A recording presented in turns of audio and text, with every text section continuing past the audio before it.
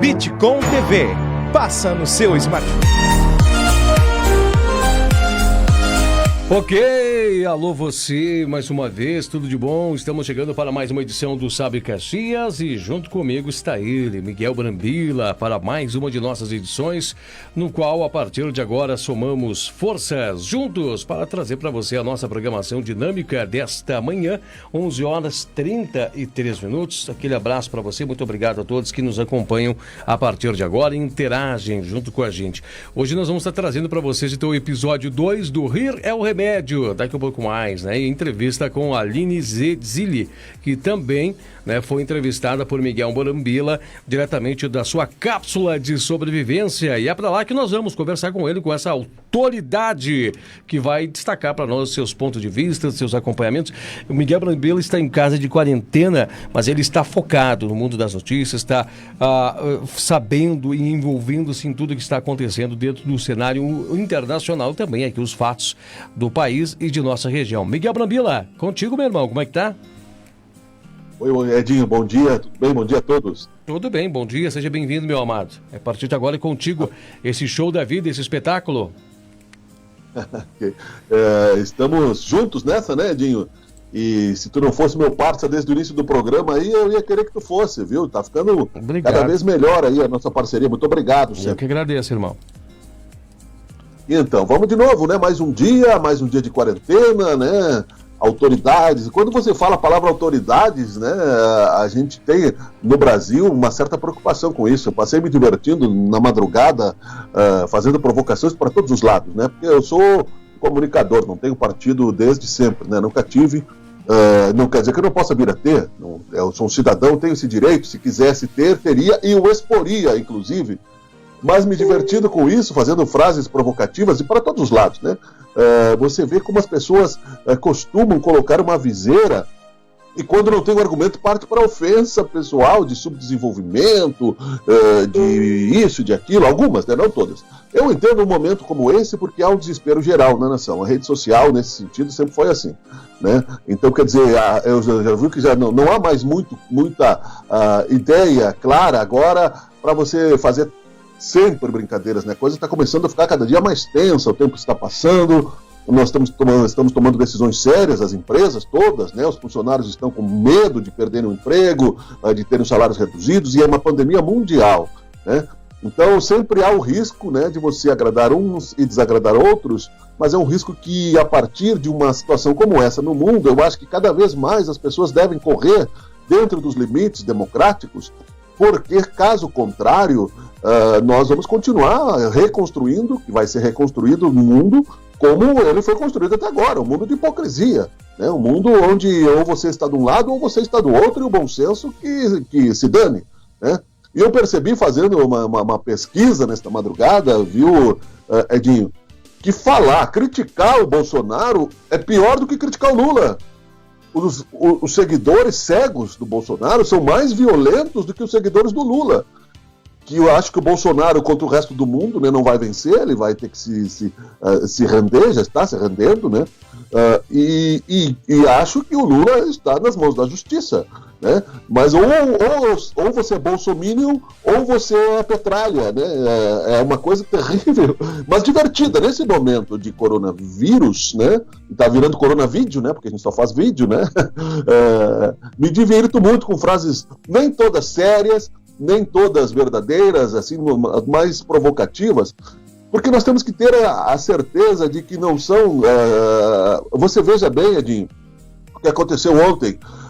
O ministro da Saúde, na sua entrevista, enquanto dava entrevista, o nosso presidente se reunia com vários especialistas tentando que provassem para ele que a cloroquina, né, era um remédio. A cloroquina pode ser um remédio, mas com efeitos colaterais terríveis, pode te matar do coração. Mas se você falar isso para alguém que é seguidor cego do presidente, vai dizer que você é um petralha, que você é isso, que é aquilo. Né?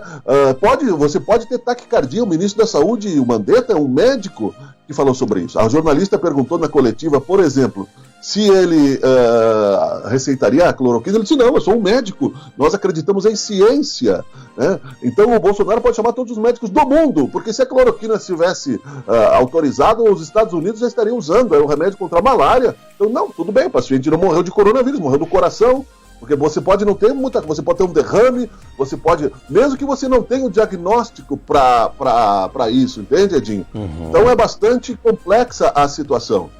O que a gente pode destacar, Miguel Brambila? Era uma pergunta que eu queria te fazer de modo profundo, análise, para você fazer observação, que nós estamos vivenciando uma época de coronavírus, né? Muitas pessoas estão inseguras, com medos e tudo mais. A gente vê que o Brasil, ele está do outro lado do globo em relação à China.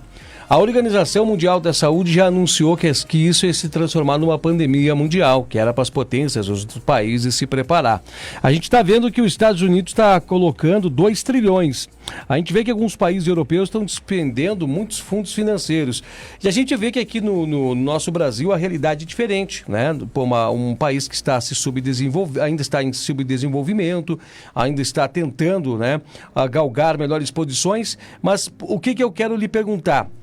Trazendo esse primeiro raciocínio. Esse vírus não veio apresentar deficiências que nós já poderíamos ter corrigidos há muito tempo, e esse vírus não veio mostrar também que nós somos frágeis, mas não em virtude da fragilidade em si, mas da ineficiência dos nossos governos e da forma que nós estamos fazendo as gestões das coisas, e vem mostrando que tudo que nós fizemos de errado no passado nos coloca na posição em onde nós estamos. Que posição seria essa que eu quero destacar? Uma posição de impotência. Nós não temos dinheiro para comprar máscaras, não tem valores para comprar respiradores, médicos, né, estão clamando nos hospitais que nem sequer os instrumentos para segurança, para a sua segurança pessoal tem.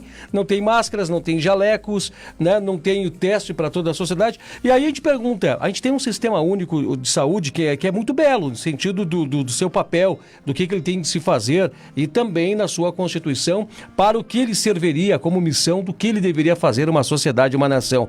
Mas vem mostrar que precisa muito avançar para verdadeiramente ser um SUS, um sistema de saúde, que traria a possibilidade de fazer com que as pessoas tivessem acesso universal a ele.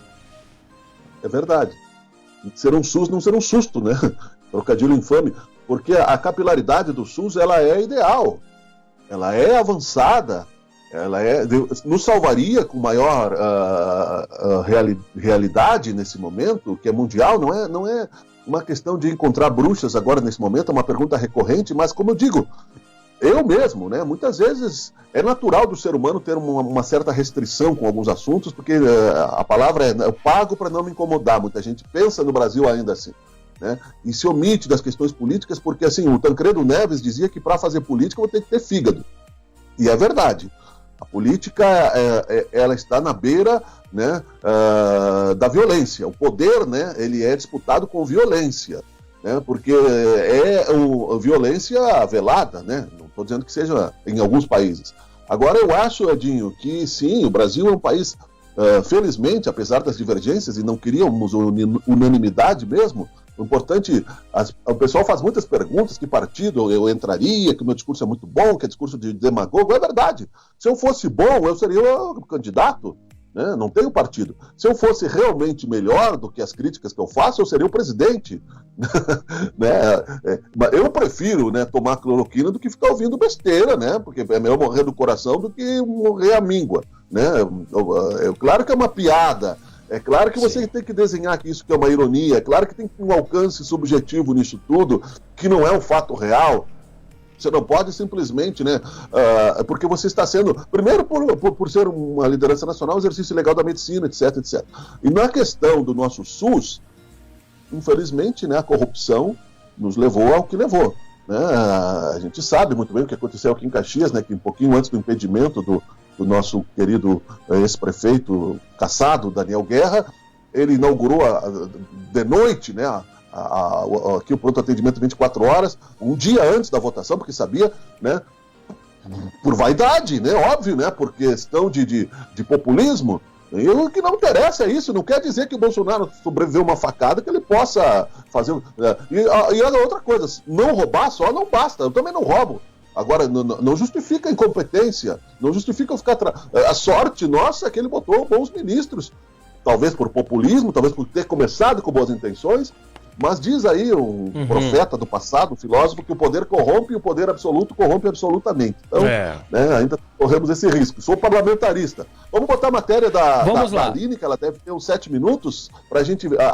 O pessoal da cultura está sofrendo, Edinho. Sim. Também, que são autônomos.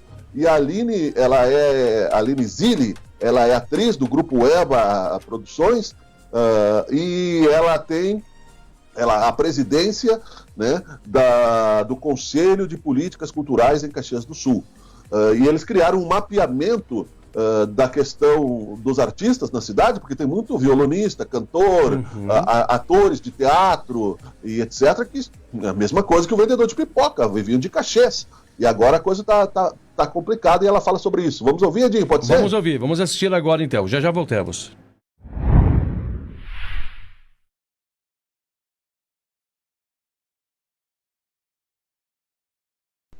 Eu vou conversar com a presidenta, né, presidenta, enfim, a Aline Zilli, né, do Conselho Municipal de Política Cultural de Caxias do Sul, para falar sobre essa questão aí do coronavírus, a questão da economia, como está afetando aí a cultura profissional de Caxias do Sul, né?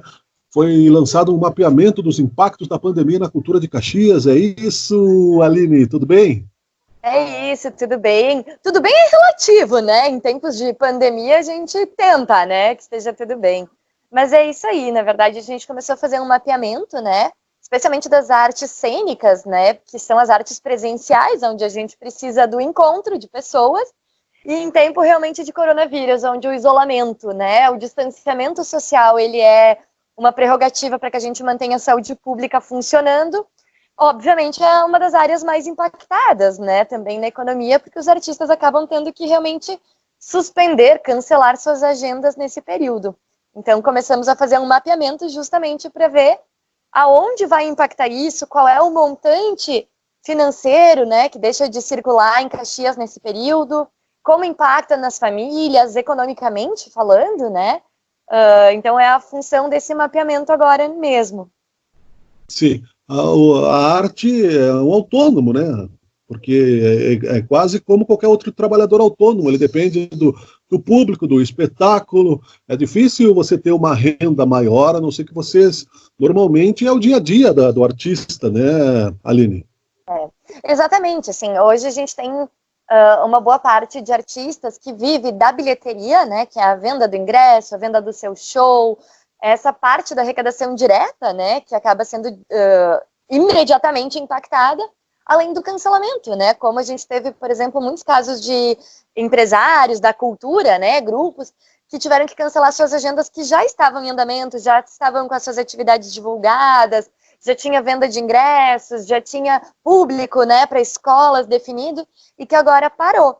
Então, com essa parada, na verdade, mesmo as leis de incentivo, quem recebe por edital, quem tem iniciativas que são apoiadas via governo, tiveram, né, uma freada muito brusca e que, obviamente, já está se vendo o impacto disso economicamente, né, nas suas rendas, nas suas famílias, em outros artistas que estavam escalados, né, para suas produções, como festivais, mostras. Então, tudo isso acabou parando, bruscamente, é claro, né, em função da urgência de se conter o contágio. Então, isso já está aí. E a nossa ideia, enquanto Conselho de Política Cultural, né, aqui no município, é fazer esse mapeamento para entender quais são as ações possíveis para a gente angariar junto aos órgãos competentes, a Secretaria de Cultura, a Prefeitura, financiamentos, bancos, outras iniciativas que possam colaborar para que a gente não tenha esse impacto alongado. Qual foi a pergunta? Desculpa. Então, tu falavas, né, com relação aí, vai funcionar no sentido de fazer um levantamento da situação desses artistas e como eles serão cadastrados, falar se possível ajuda de alguma forma, né? Como é que se participa disso? Como é que vocês pretendem agir nesse sentido?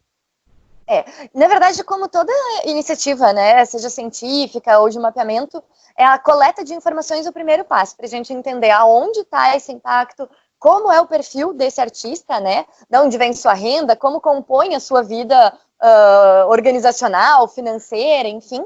E a partir disso, então, a gente consegue fazer algumas estratégias, né? Bolar junto com a comunidade, com os órgãos competentes, formas de financiamento, mecanismos em formas de editais, aonde se acessa verba, quais são as possibilidades de reduzir esse impacto, né?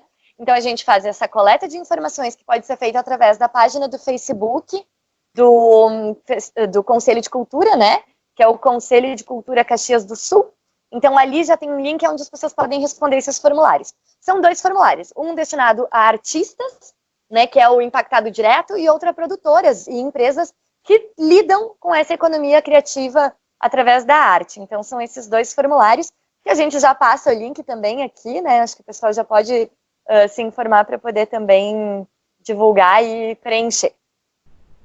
Ok. Aline, apesar dessa necessidade toda econômica que se gerou, a pandemia, o que o pessoal está achando das medidas, vocês aí do Grupo EBA, né? E no geral, assim, tu pessoalmente, o que tu está achando dessas medidas restritivas mundiais? É difícil, né, a gente saber hoje qual é o jeito mais correto, sabendo que a gente está lidando com um vírus, com uma informação de uma doença nova, né, onde não se tem pesquisa o suficiente. Eu acredito que se realmente, né, o contágio é através do convívio, enfim, né, passando de 1 a 1, a gente tem que realmente tomar medidas restritivas o máximo possível para que a gente lide da melhor maneira, né. É claro que o impacto econômico, ele é a ser estudado, ele é um vetor muito forte que vai, né, causar transtornos para todas as esferas, né, do governo, as esferas pessoais de cada um, né, das suas empresas. Mas acho que a gente tem que ainda dar uma segurada, enquanto talvez se estejam realmente pesquisando vacinas, tratamentos, jeitos mais efetivos de se lidar com isso. Então, acredito que a campanha do Fique em Casa, ela é ainda a melhor solução, a melhor alternativa, né, para a gente poder reduzir essa curva, achatar a tal da curva e a gente poder retomar esses encontros com o nosso público, com a nossa arte o quanto antes, né. Para o artista é sempre muito difícil a vida econômica, né, porque já se tem pouco incentivo, já se tem um histórico, né, de poucas verbas para essa área, mas de qualquer forma as vidas vêm em primeiro lugar, né, acho que a gente tem essa sensibilidade e através da nossa arte também a gente está tentando de outras formas, seja virtuais, seja através de lives, né, usando as redes sociais também, se manter próximo ao público, entreter, e todo mundo que está de quarentena aí junto com a gente está consumindo, né, seja nas séries, seja na novela, num filme, num livro, numa música, está consumindo arte. Então a gente espera que as pessoas aproveitem o que já foi produzido, nos momentos onde puderem acontecer os encontros realmente, né, com o público, que apreciem, prestigiem, deem força para essa categoria artística, né, essa classe que está também fazendo todo um esforço para se manter de pé e depois poder estar junto com o público também. Obrigado. Eu estou torcendo para que termine, né? Porque quase que eu comecei essa entrevista com o meu avental aqui, ó. Então eu já estou aprendendo uma nova profissão, né? Estou aqui entrando para o movimento feminista, né? Antes trabalho escravo, né? Estou cantando aqui, o tempo não para, quando dá tempo, enfim, e claro, né, se reinventando. Obrigado, Aline, parabéns pela iniciativa e conte com o nosso apoio. Muito obrigada, contamos com o apoio de todos, esperamos que logo a gente possa estar juntos pessoalmente, curtindo aí muita arte, muita cultura e voltando com um pouco mais de alegria para esse nosso povo. Muito obrigada pelo espaço.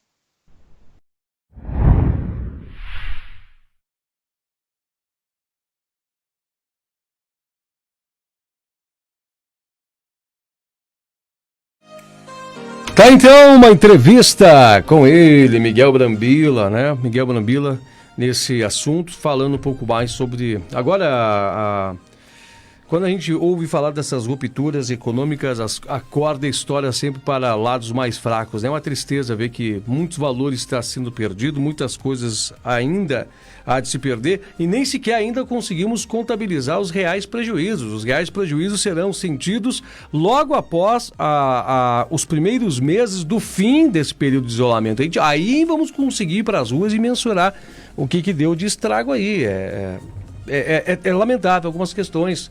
Aí muito há de se lamentar e refletir, né, e refletir. Nós estávamos agora há pouco, né, também mencionando em outras oportunidades, né, Miguel, sobre a economia consciente. Não pandurismo, mas economia consciente. Nós temos que entender sobre tudo isso e ter consciência, né, sobre a economia e entendermos o que é a real economia. O que eu quero dizer para você é isso, né? Muitas vezes você não poderia abrir mão de determinadas coisas. Eu não abro mão de ter isso, de ter aquilo, de ter o carrão, de ter isso. Acho que fatalmente muitas pessoas vão ter que abrir mão de coisas que se julgavam que não poderiam viver com elas. E vão descobrir que sim, que dá para. E tem parcelas da sociedade que está vivendo assim, né? Acredito eu, e você pode até complementar e vir somar com maior conhecimento que aqui estou dizendo, Miguel. Não, nem maior nem menor, né? Estamos juntos nessa, né, irmão? Somos todos complementos uns dos outros e compartilhados, né, no nosso conhecimento. Eu acho que a principal questão dessa história mundial, desta virada, que vai entrar para a história como antes de Cristo e depois de Cristo, né? Porque nunca houve uma pandemia mundial como essa, né? Sim. E talvez não haja outra, né? Eu acho que nós tomamos aí um checkmate de Deus, né? Sem fanatismo, né? A ciência que vale, não estou sendo, né, mistificador, mas sou cristão. Então vai ser igual a antes dos 10 mandamentos e depois, né? Vai haver divisão, isso vai entrar na literatura das próximas gerações, como a Arca de Noé, né? Falando assim dos grandes acontecimentos da história, e também como as grandes revoluções, né? Nunca antes, né, se foi tão clara a questão mundial como na Revolução Francesa, né, da Rainha Louca, se não tem pão porque não comem bolo. Então muita gente, eu vou entrevistar à tarde um grupo de pessoas que estão fazendo máscaras para doar. Ontem nós falamos por que as empresas, né, aqui de Caxias do Sul ainda não se manifestaram, que é o nosso foco, né, o do Brasil inteiro, para fazer equipamentos, porque o ministro disse ontem, olha, não temos equipamentos para os hospitais. Por que as empresas não fazem isso, né? Sim, foi anunciado já a prorrogação da declaração por imposto de renda, foi anunciado já muitas coisas que favorecem a classe econômica. O trabalhador, o autônomo, vai ficar por último no processo, que ele é o primeiro a passar fome e vai receber por último, se ele não tiver um suporte da família. Então a sociedade brasileira, as igrejas e outros solidários, independente de religião, que já eram solidários antes, né, que já faziam esse trabalho de caridade, já enxergavam, tirando aí os falsos profetas, mas que já enxergavam a necessidade antes, já vinham fazendo esse trabalho há muito tempo, e agora continua, porque infelizmente para nós aqui, né, é aquela história, porque muita gente está dizendo, se não tem pão porque não come bolo, é hora de você não vai ser socialista, você vai ter que se reorganizar e deixar de ser perdulário. E outra coisa, tá um ditado popular também, Edinho, vão-se os anéis, ficam os dedos, é melhor, né? O que você acha melhor, Edinho? Um milionário falido, um milionário morto, né, ou sei lá. Não, é entendível, até inclusive hoje pela manhã, Miguel, para mostrar que nós estamos entendendo o teu raciocínio, nós estávamos falando o que é o real valor agora. Será que é uma fábrica inteira inerte parada, né? Ou ainda nós conseguimos fazer isso, né? Através de um estímulo verdadeiro de ser solidariedade, sermos serviço em alguma coisa. Você falou muito bem. Eu acho que o governo federal já tá perdendo o tempo de convocação das empresas, assim como há nos chamamentos de guerra para poder fazer a produção bélica, para fazer uma produção voltada a produtos de saúde. Hoje pela manhã... Como é que ele vai convocar se ele não acredita na pandemia? Não, mas só para ter... Essa que é a questão. Sim, eu entendo, quer ver? Mas hoje pela manhã nós estávamos conversando com um advogado. O advogado falou que foi feito um levantamento de custos pela Universidade de Caxias do Sul, sendo que nós não temos... Olha só, Miguel, que importante isso, e também o telespectador. Nós não temos no Brasil todos os produtos necessários de fabricação brasileira para poder fazer o nosso respirador nacional. Tem que comprar peças de fora. E adivinha da onde? Da China. Tem que vir muitas peças da China. E diz que o mínimo custo que se consegue num respirador, não é para que não se engarie lucro, mas para que só o produza, são de R$8.000 dentro do solo brasileiro. Aí eu faço... R$8.000, pode complementar. R$8.000 é o preço de uma cadeira no Pacaembu, por exemplo, que foi... Né, foi no Morumbi, nos estádios da Copa, e do dinheiro que foi desviado. Eu vou concluir aqui, Edinho, bem rapidão. Já estamos no final, né? Já estamos no final. Eu tenho um recado imobiliário também para passar aqui. Isso, bem rapidão, então, né? Nós vamos voltar ao assunto, e aí a China, que está fingindo, né, porque mente nos seus números, na verdade, né, não é totalmente errada a teoria da conspiração, está ganhando uma grana preta dos Estados Unidos. Então estão brigando lá os comunistas disfarçados, né, de capitalistas, que é uma ditadura, vendendo todos os respiradores para os Estados Unidos, que metaforicamente como se estivesse roubando o nosso oxigênio. Eu vou lá e compro toda a produção para mim e o resto do mundo que morra sufocado. É o que está acontecendo. O Brasil então, assim, tudo bem, o presidente precisa sim tomar essa liderança, mas espontaneamente, como a sociedade civil, mais pobre, mais religiosa ou mais rica que seja. E por que as empresas não fazem isso? Ninguém aqui em Caxias ainda se apresentou para dizer, olha, eu vou colaborar com a sociedade nesse momento de desespero para fazer máscara, para fazer protetores para o pessoal da saúde, pelo menos, para tentar fazer, né, para doar algum colchão para os hospitais de campanha. Quem é que está fazendo isso? Né?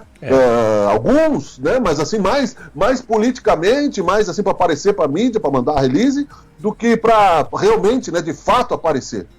Correto. Deixa eu só mandar um abraço, meu amado irmão. Vou mandando aqui um alô, né? A Imobiliária Original é uma empresa especializada na criação de oportunidades de negócios imobiliários para seus clientes, atuando com credibilidade e sigilo necessário para as elaborações de projetos pessoais e empresariais bem-sucedidos. Agende uma visita com a nossa equipe e você irá perceber a diferença. Imobiliária Original. Telefone 3537 2799. WhatsApp 54991 47 50 81. Meu amado irmão, eu encerro por aqui, 11h59, e deixo as considerações finais, hoje o fechamento da programação a tuas mãos, para você falar, né, aos nossos telespectadores no encerramento dessa programação, já convidando a todos para amanhã. Nós estamos aqui na sexta-feira, fechamento do final de semana, fechamento também dos amanhã, sexta-feira, meia-noite, fecha os 15 dias que foi do primeiro decreto, né, do confinamento. Vamos ver como é que vai acontecer. Ok, obrigado, Edinho. Rir ao remédio, Deus é maior. De A, de B, direita, esquerda, Inter, Grêmio, Caxias, Juventude, somos todos humanos, tá? Vamos sobreviver ao coronavírus. Um abraço, até amanhã. Eu tinha que avisar a polícia. A coisa ganhava proporções com as quais eu não podia lidar sozinho. Sem telefone, distante da civilização, minhas perspectivas eram menores do que a renda de final de campeonato de várzea. Quem está aí? Navalha, você viu a minha pomba?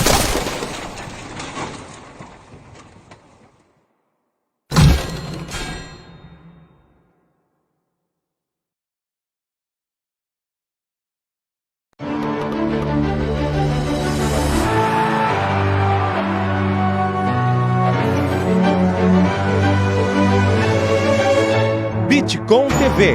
Passa no seu smartphone.